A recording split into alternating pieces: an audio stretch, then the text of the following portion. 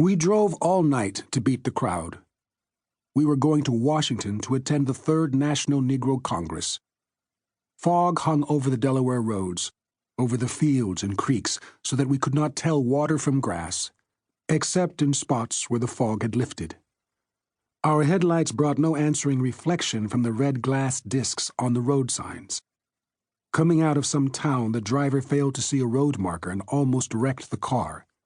It shook us awake, and we talked to keep the driver alert. Then two things happened to give the trip to the Congress a sharp meaning. It was the sun that started it.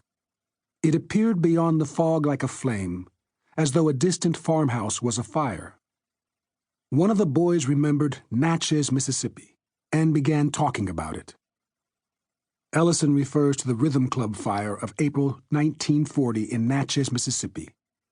Exits inside the Negro nightclub became blocked while decorations of Spanish moss fueled the flames, and before help arrived, over 200 Negroes burned to death in the crowded club.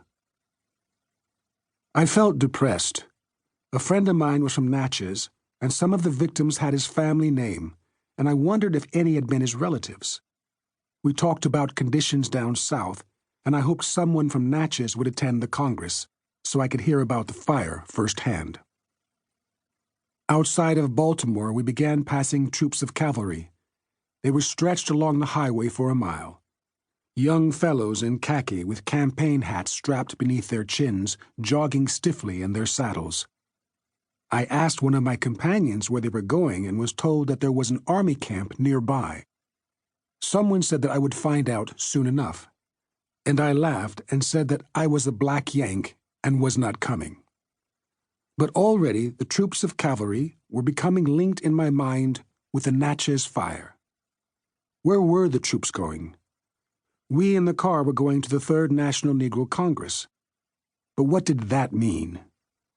Then I was aware that all 5 of us in the car were of Army age, and that just as suddenly as the troops had appeared atop the hill, we might be called to war. Here we were, young Negroes, bitter about the conditions responsible for Natchez and faced with the danger of war, heading for Washington, D.C. I thought about the Congress. I remembered that some of the Negro papers had been carrying glowing accounts of Army life and of the joys of the black French soldiers. Would there be many at the Congress who had succumbed to these stories? John L. Lewis had asked the support of the Congress in forming a new political movement, possibly a third party, to continue the New Deal measures forsaken by Roosevelt. What would be the response of the Congress? There were rumors that one of the Congress leaders had sold out. How would the rank and file react? Would I find in Washington an affirmation of the Negro's will to unity and freedom that would remove the deep sense of the danger of war which had made the sudden appearance of the troops of cavalry seem like a revelation of our fate? For years, Negroes have struggled for that unity, seeking to find their allies, sometimes gaining, and sometimes losing ground. And in all Negroes at some period of their lives there is that yearning for a sense of group unity that is the yearning of men for a flag, for a unity that cannot be compromised, that cannot be bought, that is conscious of itself, of its strength, that is militant.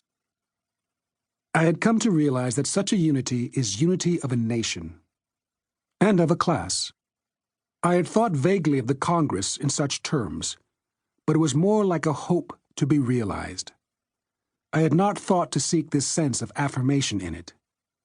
Now I realize that this was the need it must fill for myself and for others. Negroes from the North, South, East, and West were heading for Washington, seeking affirmation of their will to freedom. They were coming with their doubts and with their convictions. It was more than just another trip to another Congress. When we entered the suburbs of Washington, I noticed that the car moved much more slowly than before and started to ask why. But I remembered there is always that fear among Negroes going from the North into the South of running afoul of Southern custom and Jim Crow laws. The driver knew that we were driving into the capital of the United States and of legal Jim Crow. The car nosed its way cautiously.